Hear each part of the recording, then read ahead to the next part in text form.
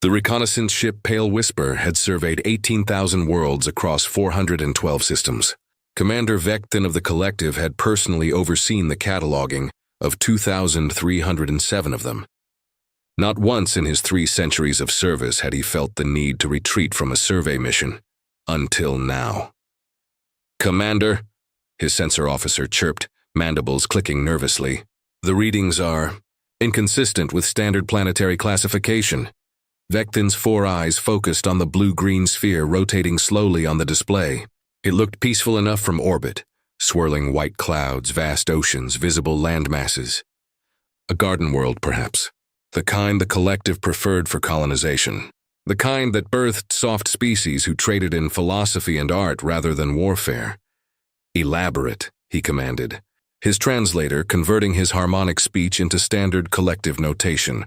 "The oxygen content is dangerously high. 21% at sea level. The atmospheric pressure would be crushing for most species. Gravity is..." The officer paused, rechecking her instruments. 9.8 units. "Commander, that's nearly twice what most sentient species evolved under." Vectin felt his second heart skip. That can't be correct. Nothing survives that kind of gravity long term. The evolutionary pressure alone would... There's more. The sensor officer's voice had dropped to barely above a whisper. "Microbial content in the soil and water is off the charts. Viral strains number in the millions. Bacterial diversity is..." She trailed off, staring at her screen. "Commander, this planet is trying to kill everything on it. Constantly. Yet the biosphere readings indicate abundant life. Not just abundant. Sir, thriving, competitive. The predator-to-prey ratio is higher than any planet in our database. Everything on this world is either hunting or being hunted. Sometimes both simultaneously." Vectin settled back in his command chair, a habit he'd picked up from watching the Halari ambassadors. A death world, then. Tag it as hostile, mark it for quarantine, and let's move on. Plenty of useful systems in this sector. "Sir, there's one more thing." The sensor officer manipulated her display, and a new reading appeared. Energy signatures, concentrated, artificial. The bridge fell silent. "Explain to me," Vectin said slowly, "how a civilization developed on a planet where simply breathing is a combat sport." "I cannot, Commander. But the signatures are unmistakable. Radio waves, electromagnetic transmissions, chemical propulsion systems. They're in their early technological phase, but..." She hesitated. "Sir, they've split the atom. Weaponized it." Vectin stood, all 4 of his hands gripping the railing before him. "A species intelligent enough to harness atomic energy. Evolved on a world hostile enough to kill most collective species within a solar cycle." He turned to his communications officer. "Send an immediate relay to High Command. Priority Alpha. We found something unprecedented. And the planet, sir? What do we call it?" Vectin looked at the beautiful, terrible sphere on his screen. "The locals have multiple languages, multiple names. Cross-reference the most common designation." A moment passed. "Earth, Commander. They call it Earth." The message reached High Command on the collective homeworld of Centris Prime 17 cycles later. By then, Vectin had already made his first mistake. He'd gotten curious. Against protocol, against common sense, against 3 centuries of survival instinct, he'd ordered a deeper scan. Just observation, he told himself. Just data collection. What harm could there be in watching from orbit? The Pale Whisper's advanced sensors could detect a heat signature from a cooking fire at 5,000 kilometers. They could differentiate between species based on skeletal density through cloud cover. They could count the spots on a Zenthari pleasure fish in an ocean 300 meters deep. What they found on Earth made Vectin wish they couldn't. "Sir," his tactical officer reported, "I'm reading conflict. Multiple locations. Coordinated troop movements. Atmospheric explosions consistent with high-yield conventional weaponry." "They're at war?" Vectin asked. "With whom?" "With themselves, sir." Vectin blinked all 4 eyes in sequence. "Explain." "Near as I can determine from communications intercepts, there are multiple nation-states, tribal territories essentially, in direct conflict. But sir, the scale..." The tactical officer pulled up a holographic display. "This city was home to millions, was past tense. It's gone. Reduced to rubble in a matter of solar cycles. Orbital bombardment? No, sir, ground assault. They did this to themselves. Over the next several cycles, Vecthan watched with growing horror as Earth revealed its secrets. The humans, they called themselves humans, were engaged in something they termed a world war. The irony wasn't lost on him. Most species only united globally once they'd achieved spaceflight and encountered the collective. Humans had unified their entire planet around the concept of mutual destruction. They fight, his science officer observed, like they have nothing to lose. On a planet like that, Vecthan replied quietly, they probably don't, but it was the next discovery that truly shook him. Commander, his sensor officer called out, voice tight with something that might have been fear. I'm detecting massive troop movements in the northern hemisphere. Temperature readings are, sir, it's -30 degrees Celsius. They're fighting in conditions that would kill a Halari in minutes. Their equipment must be, I'm reading minimal environmental protection, sir. They're barely insulated. And they're not just surviving. They're advancing through snow, through ice. They're carrying equipment that masses more than some of our species' adult forms. Vecthan pulled up the feed himself. The image was grainy but clear enough. Thousands of humans wrapped in crude fabric, trudging through frozen wasteland. Their breath crystallized in the air. Some fell and others dragged them forward. None of them stopped. What are they? He whispered. His science officer tilted her head, a gesture of deep contemplation. Survivors, Commander. On that world, that's all you can be. The response from High Command arrived with unusual speed. Maintain observation. Do not establish contact. Report all findings. Council Directive 7. So they watched. They watched as the humans ended their world war not through diplomacy, but through the deployment of weapons so terrible that both sides stepped back from the precipice of total annihilation. Barely. They watched as humans began reaching for the stars with primitive chemical rockets, their attempts as often ending in failure and death as in success. Yet they kept trying. They watched as humans sent messages into the void, hoping to find friends among the stars. Should we respond? His communications officer asked one cycle. Vecthan looked at the data they'd compiled. Humans could survive in environments that ranged from frozen tundra to baking desert. They could endure radiation exposure that would liquefy a Xanthari. They'd evolved surrounded by predators that outmassed them, outfanged them, outclawed them, and they'd won, not through evolution's gifts of armor or venom or speed, but through stubbornness and intelligence, and the sheer refusal to die. They'd turned a planet that was trying to kill them into their home. More than that, they'd thrived on it, multiplied on it, conquered it. No, Vecthan said.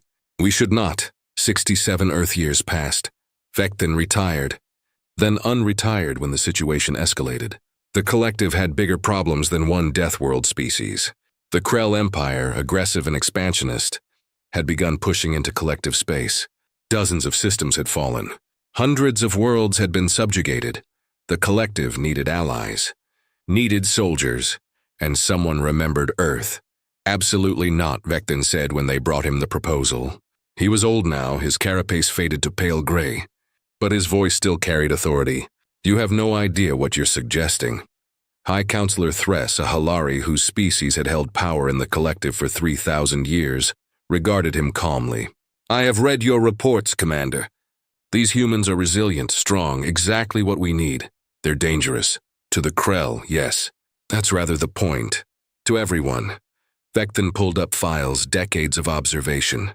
Do you know what they do for recreation, Counselor? They throw themselves out of aircraft. They climb mountains where the air is too thin to breathe. They dive into oceans where the pressure should crush them. They box, they strike each other repeatedly for entertainment. They've domesticated predators, convinced apex hunters to live in their homes and play with their offspring. They're not like us. They're not like anyone, which is why they might succeed where we've failed. Thress leaned forward. The Krell are winning, Vecthan. In another year, perhaps two, they'll reach the core worlds. We need soldiers who don't surrender, who don't know how to quit. You've watched them for decades. She lasted 3 cycles on Earth before requesting emergency extraction. They smile, she reported, still shaking, when they bare their teeth. It's a threat display they've inverted into a greeting.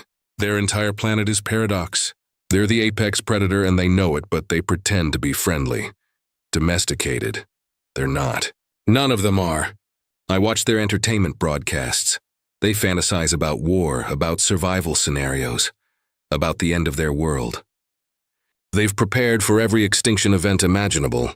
They have protocols, counselor, plans. They know their planet is trying to kill them and they've made a game of staying alive. Thress listened to the recording and sent someone else. The second ambassador lasted 2 cycles. The third made it almost 6 cycles before a human child.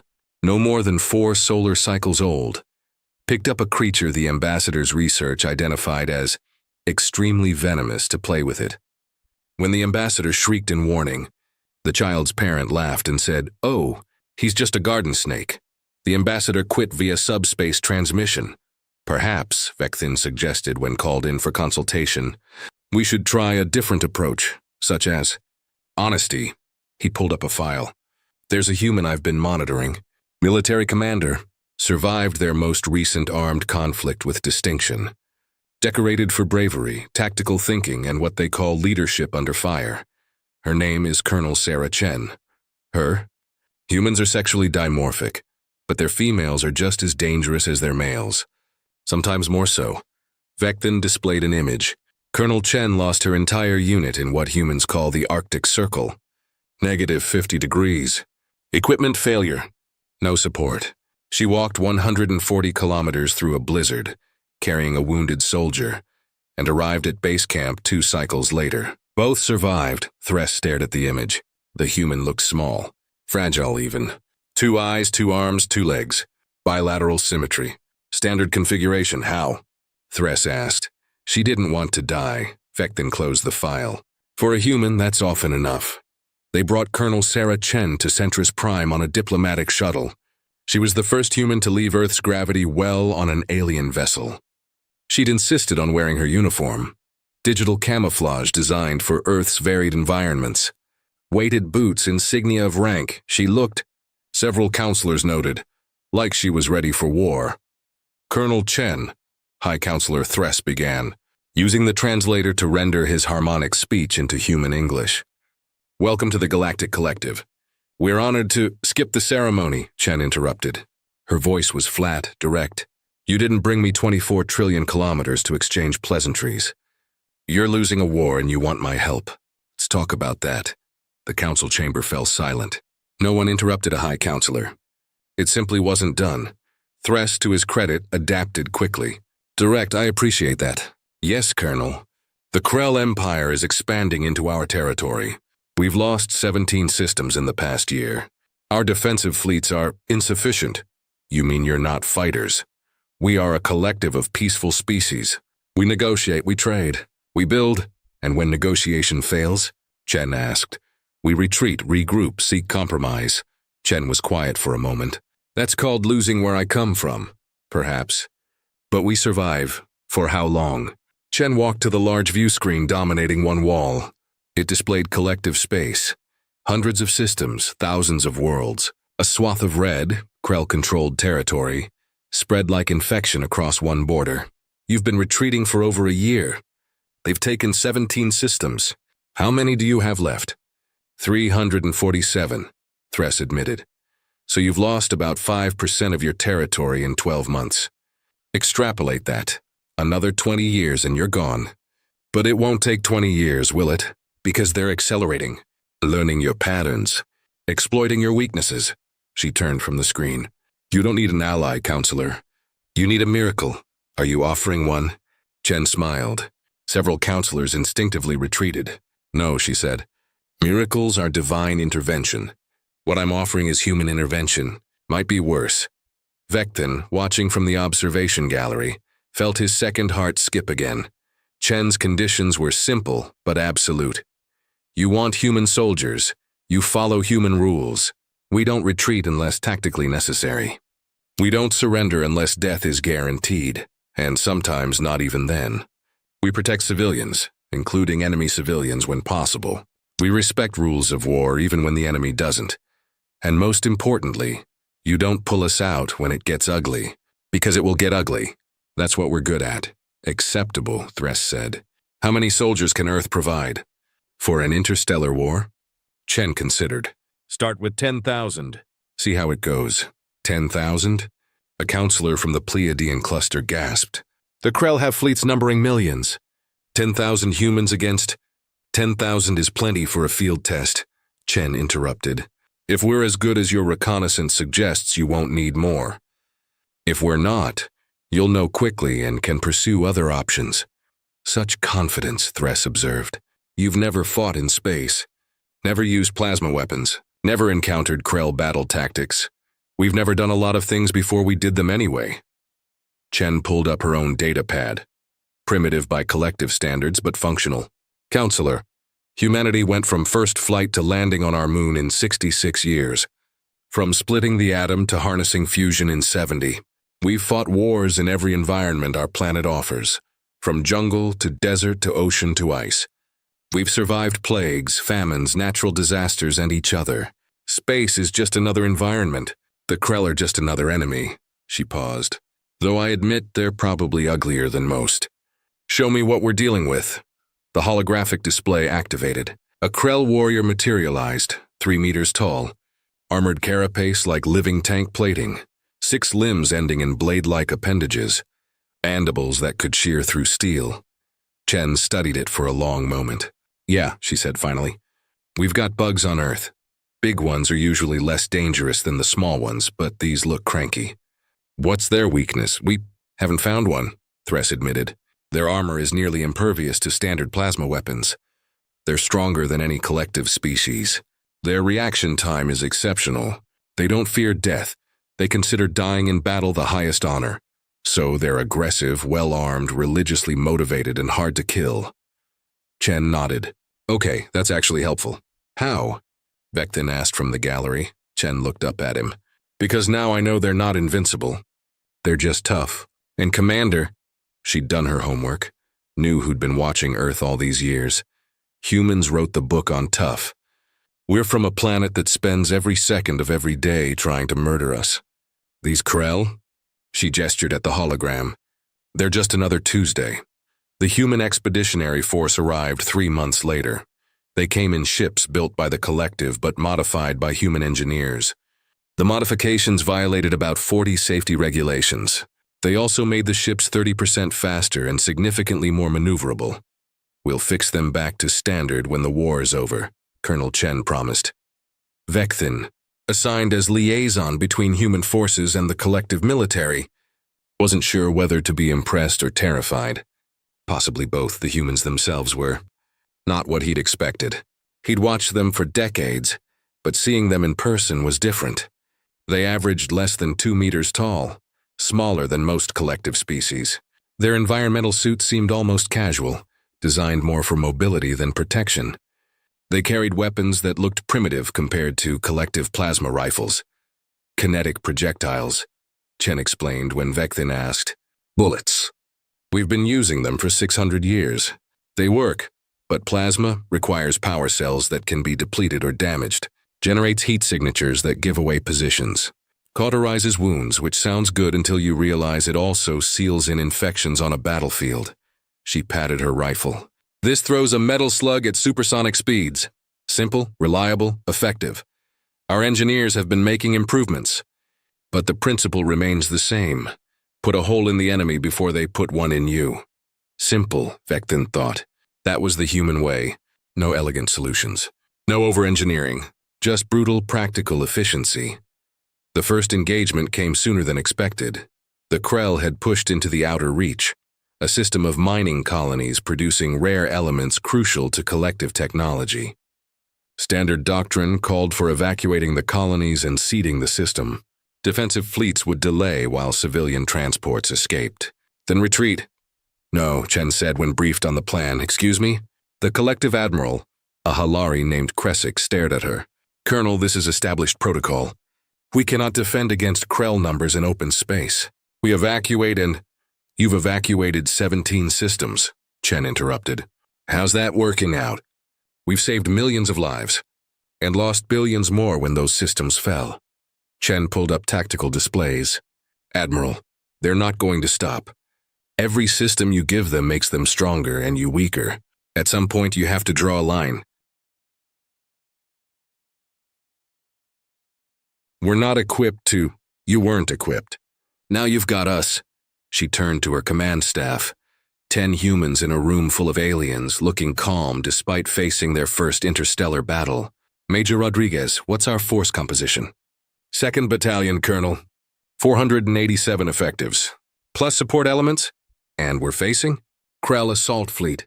Approximately 20,000 soldiers, supported by heavy armor and atmospheric fighters. The silence in the briefing room was absolute. Those odds, Admiral Kresick began, are not ideal, Chen agreed. But they're not impossible. The Krell are counting on you running. They're probably already celebrating, dividing up the mining quotas. So we don't run. We dig in, use the terrain, and make them pay for every meter. Rodriguez, what's the colony configuration? Underground primarily. 12 entrance points, network tunnels, central processing facility. It's a maze down there. Good. Chen smiled, that predator's smile. Humans are excellent at mazes. We've been hunting in them for millennia. The Battle of Outer Reach lasted 6 cycles. The Krell arrived expecting minimal resistance. Instead, they found every entrance booby-trapped, every tunnel defended, every intersection a killing field. The humans used tactics the collective had never considered. Collapsed tunnels to channel enemy movement, strategic withdrawals to pull Krell into ambush zones, improvised explosives that violated several weapons treaties but worked spectacularly. They're not fighting fair, Vectin observed, watching the battle feeds. Fairness, Chen replied from her command post deep in the colony, is a luxury for peacetime. This is war.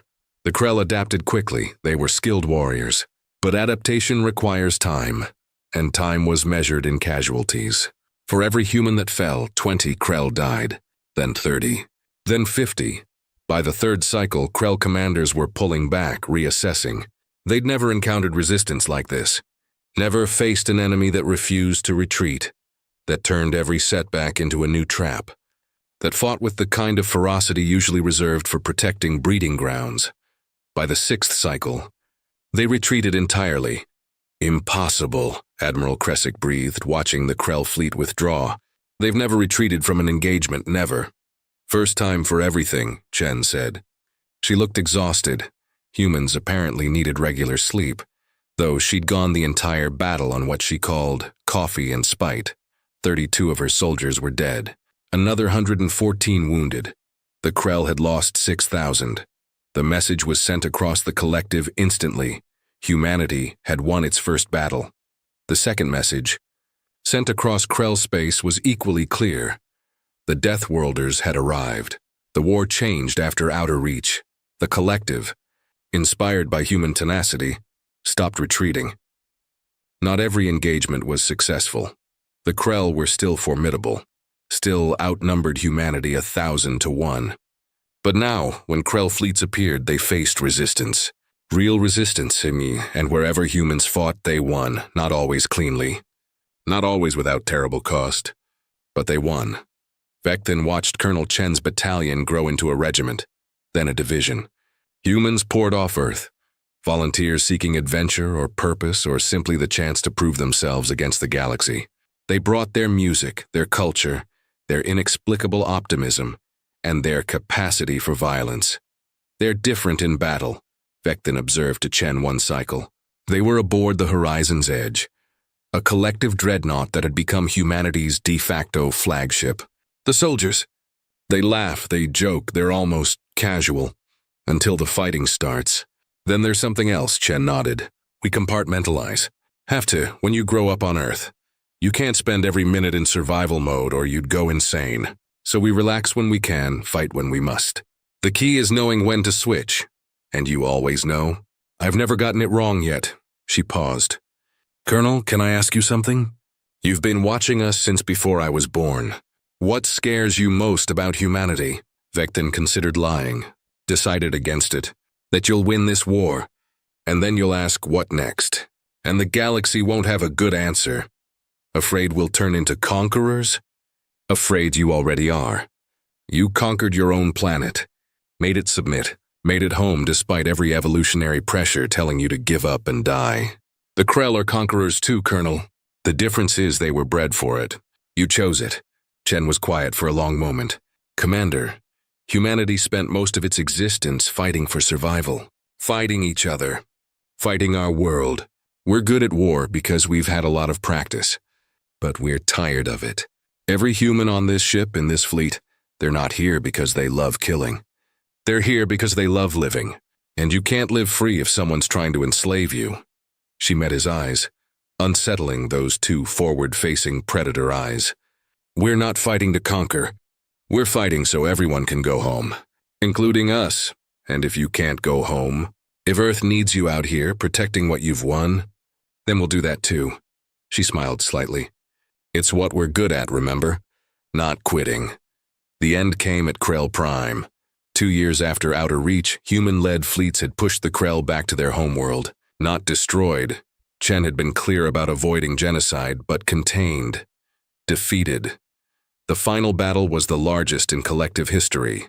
300 ships, human and collective crews working in coordination. Against them, the entire remaining Krell armada. 2,000 vessels. Defending their homeworld with the desperation of a species facing extinction. We don't have to do this, Admiral Kresick said to Chen. We could blockade, wait them out, and watch them rebuild, rearm, try again in 50 years. Chen shook her head. No, we end it now. But we end it right. The fleet broadcasted a message to Krell Prime. Vectin had helped Chen compose it, making sure the translation was perfect. Your empire is broken. Your fleets are scattered. But your people, your civilians, your children, your elders, they don't have to die. Surrender, join the collective as equals, not conquerors. Learn to build instead of destroy. Or fight, and we'll make the choice for you. You have one cycle to decide. The response came in 23 hours. The Krell High Command chose to fight. Figured they would, Chen said. Pride's a hell of a drug. The Battle of Krell Prime lasted 14 hours. It was brutal, desperate, and entirely one-sided. The Krell fought with the courage of warriors protecting their home. Humanity fought with the experience of survivors who'd learned that home was anywhere you refused to be driven from, the final Krell. Command ship surrendered when Chen's battalion boarded it. Personally, something no collective species had ever attempted, and fought room by room to the bridge. The Krell commander, a veteran of 100 battles, looked at Colonel Sarah Chen, this small human covered in various aliens' blood, holding a primitive projectile weapon, and asked through a translator, "What are you?" Chen, exhausted and wounded and down to her last magazine, replied, "Tired, very, very tired. Now surrender your ship before I lose my temper." He did. The celebration on Centris Prime lasted 3 cycles. Representatives from every collective species attended. Humans were toasted, praised, thanked, honored. Medals were distributed. Speeches were given. Colonel Chen sat through exactly 1 hour of it before excusing herself. Vectin found her on an observation deck, staring out at the stars. "Not enjoying the party?" he asked. "Parties aren't really my thing." She gestured at the void. "Hard to celebrate when I keep thinking about the ones who didn't make it home. 32 at Outer Reach, hundreds more in the campaigns after. 2,417 total casualties." She said the number like a prayer, like something that mattered. "They volunteered, same as me. Knew the risks. But still, you won. We survived. That's not quite the same thing." She was quiet for a moment. "Commander, what happens now?" "War's over. Krell are defeated. Collective's safe. What do you want from humanity?" "I don't know," Vectin admitted. "You've proven yourselves as warriors. As allies, perhaps you could teach us. Help us understand how to be stronger, how to not need saving next time. You want us to teach you to be human? That sounds exhausting. It really is." She turned from the window. "But I can teach you something better than being human. I can teach you to stand your ground, to decide what's worth protecting and refuse to let it fall. That's not a human thing, it's a survival thing. We just got really good at it. I think," Vectin said slowly, "the collective would appreciate that lesson." "Good." Chen started toward the door, then paused. "By the way, Commander, thank you. For what? For watching us all those years.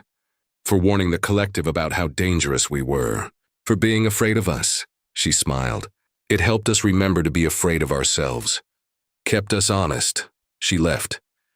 Vectin stood alone in the observation deck, looking at the stars, thinking about death worlds and the things they created. Thinking about humans who'd turned a planet trying to kill them into a home. Who'd taken their fear and trauma and pain and forged it into something unbreakable. Thinking about what came next. Because Chen was right. Humanity had won. Had survived. Had proven themselves capable of standing against the galaxy's worst and emerging. Victorious. The question wasn't whether they were strong enough for the collective. The question was whether the collective was ready for them. The answer came 5 years later. The Krell, integrated into the collective under human oversight, had begun rebuilding. Not as conquerors, but as, surprisingly, engineers. Turned out, the same mindset that made efficient warriors made efficient problem solvers when given different parameters. Humanity's population in space had grown. 50,000 now lived off Earth, serving in fleets, establishing colonies, exploring systems so dangerous that other species had written them off as uninhabitable. Humans thrived there. It's not that we want the death worlds, Chen, now General Chen, commander of Collective Defense Forces, explained to a journalist. It's just that they remind us of home. Comfortable in a weird way, the collective had expanded, grown bolder. Not aggressive. Humanity and the Krell's example had taught the value of measured force, not conquest. But no longer passive, no longer willing to retreat at the first sign of trouble. Vectin retired again, but this time peacefully. Watched it all from his home on Centris Prime. He'd written 3 books about humanity, each bestseller across collective worlds. The titles were blunt. Death World, Understanding Earth, Humans, A Survival Guide, and his personal favorite, How We Learned to Stop Worrying and Love the Deathworlders. He was writing his 4th when the message came. A new signal from a previously unexplored sector. A distress call. A species under attack by something the collective had never encountered. Something that made the Krell look friendly. General Chen assembled her forces in 48 hours. Same deal as before, she told the collective council. We go in, we assess, we protect civilians, we solve the problem. General, High Counselor Thress, older now but still sharp, asked, what if it can't be solved? What if it's worse than the Krell? Chen checked her rifle, still using kinetic projectiles, still preferring simple reliability. Then we'll do what humans do best, Counselor. Which is? She smiled. We'll figure it out. Or die trying. Probably both. The human fleet departed 3 cycles later. 50 ships, 10,000 soldiers heading into unknown space to face unknown enemies for people they'd never met. Because that's what Deathworlders did. Not because they were fearless. Not because they were invincible. Not because death didn't frighten them, but because somewhere along the line, struggling on that terrible, beautiful planet they called home, humanity had learned something the rest of the galaxy hadn't. That fear was just another obstacle. And obstacles were meant to be overcome. That death was just another ending. And endings could be postponed. That impossible was just another word for difficult. And humans were very, very good at difficult. Vectin watched the fleet disappear into jump space, carrying hope and violence in equal measure, and thought about the title of his 4th book. He'd call it, The Weight of Worlds, How Humanity Taught the Galaxy to Stand. It was, he decided, fitting, because humanity hadn't just saved the collective. They'd changed it, shown them that running wasn't the only option, that fear wasn't weakness. That survival wasn't just about lasting, it was about living. And somewhere out there in the vast darkness between stars, a small species from a terrible planet was teaching the galaxy what that meant. One impossible situation at a time. They weren't afraid of any planet, until Earth appeared before them. And then they learned to be afraid. But more importantly, they learned from it. The galaxy would never be the same.